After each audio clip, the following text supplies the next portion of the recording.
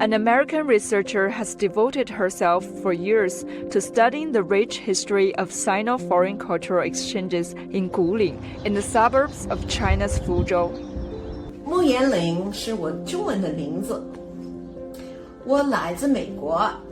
这个是48年7月份，我先生在这儿，他2个月。他的父亲穆尔人曾经多次来到中国，在古岭也住过一段时间。2005年，公公穆尔人临终留下了遗嘱，要将自己的一部分骨灰留在中国福州，并告诉家人回到古岭寻根。2015年，我们按照公公的遗嘱，把其中一半骨灰带到福州，撒到岷江里。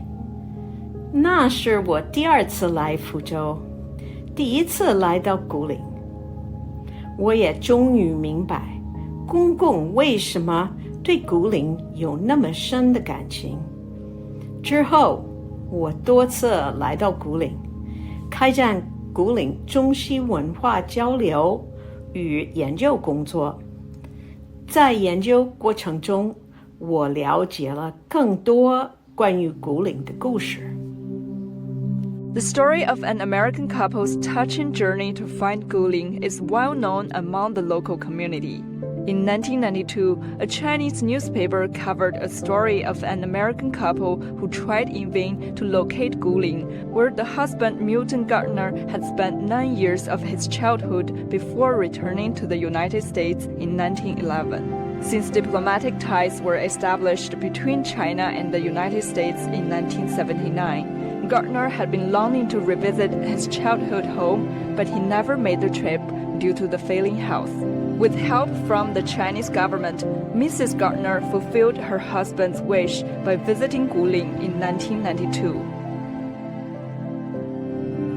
这里是以下别墅，也是30年前来自美国的加拿大夫人圆梦古岭的地方。福州是一个开放、包容、国际化的城市。我在寻找古岭故事的同时，也深刻感受到了这里的变化。多年来，新的古岭故事不断的出现，让曾经的时光记忆更加美好，同时让文化交流有了更好的舞台。